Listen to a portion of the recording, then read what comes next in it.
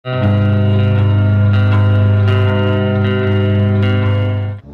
hapon ng Huwebes mga kaibigan, July 25, 2024. Latest weather update po tayo ngayon. Meron po tayong mga binabantayan pa rin na sama ng panahon. Pero bago natin yan ipagpatuloy, kaibigan ko, huwag mo pong kalimutan mag-like and subscribe and pahit po ng notification bell para updated ka po sa lagay ng ating panahon. Maraming salamat po. Ngayong hapon po ng Huwebes mga kaibigan, i-update ko muna kayo dito si Typhoon Carina mga kaibigan. Si Typhoon Carina po ay nakalabas na po ng Philippine Area of Responsibility at nasa bandang North Taiwan na po siya at ito'y bahagyang humina po. Ang kanyang hangin po ngayon ay nasa 140 kilometers per hour na lamang po, malapit pa rin sa sentro na may bugso pong pumapalo naman ngayon sa 215 kilometers per hour.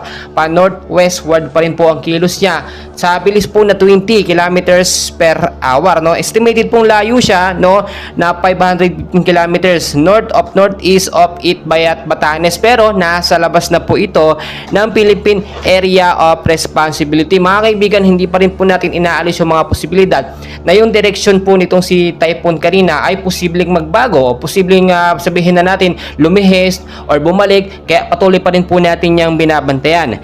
Nakataas pa rin po ngayon ang storm signal number 1 sa ilang bahagi nga po ng ating bansa, especially dito po sa may bandang Metro Manila. So ito po mga kaibigan, yung mga lugar po na aking babanggitin, yung mga apektado pa rin po at posibleng maapektuhan hanggang bukas po nito nga pong si Bagyong Carina, yung extension na lamang po niya dahil nasa labas na nga po siya ng PAR. Bukas po sa area ng Batanes, Babuyan Island, Ilocos Region, Cordillera Administrative Region, Nueva Vizcaya, Quirino at eastern portion po ng Isabela, kasama na po dyan ng Central Luzon, Metro Manila, Calabarzon, Mimaropa, Bicol Region, Western Visayas, Negros Occidental at Northern Samar po mga kaibigan. Posible po yung makaranas po ng mga pag-uulan, at madalas po yan malakas sa hapon at sa gabi. Doon po yan mga kaibigan dahil nga po yan dito sa extension po o yung buntot po nitong si Typhoon Carina. Kasama na rin po dyan yung pagpapalakas nga po ni Super Typhoon Carina dito po sa southwest monsoon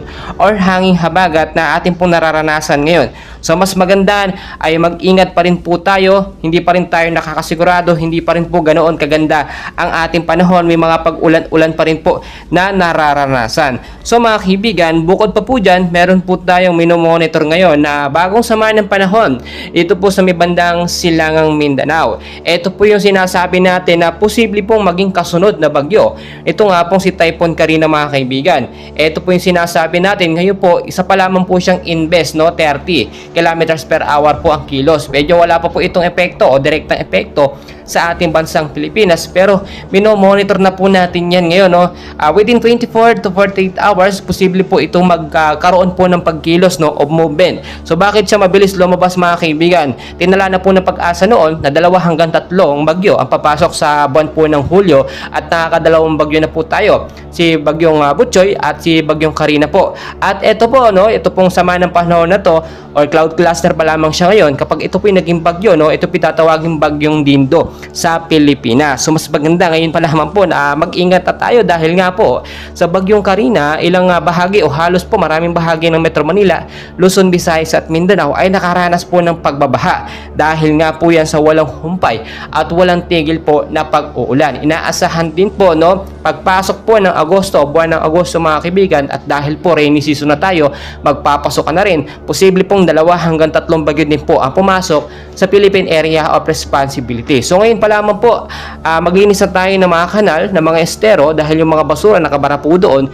yun po yung naging number 1 cause po ng pagbabaha. Hindi po nakakadalo yung mga katubigan. Umiwas din po tayo sa mga mountainous area, lalo na po yung mga walang puno, yung mga putol-putol ng mga puno. Madalas po yan nagkakaroon ng mga landslide dahil nga po walang sumisipsip po ng mga tubig. So mga kaibigan, kung titignan po ninyo, hindi pa naman ito banta, ito pa lang naman ay isang cloud cluster or kumpol ng kaulapad na namumuo, pero hindi po natin natin inaalis yung mga posibilidad na ito'y maging isang low pressure area hanggang sa maging isang ganap po na bagyo. So mas maganda po, nakahanda po tayo anumang oras dahil tulad ng aking sinasabi, mahirap po i-predict no, ang panahon. Pabago-bago po yan. Minsan napakahinang active low pressure area pa lamang no, tapos nagiging direct to bagyo na po agad. Tulad na lang po na nangyari kay Typhoon Karina no, mahinang bagyo lamang siya noong una hanggang naging isang ganap po na super typhoon. So mga kaibigan, mamaya po muli i-update ko kayo, and please pakiusap po no, huwag niyo pong kalimutan mag-like and subscribe para updated po kayo sa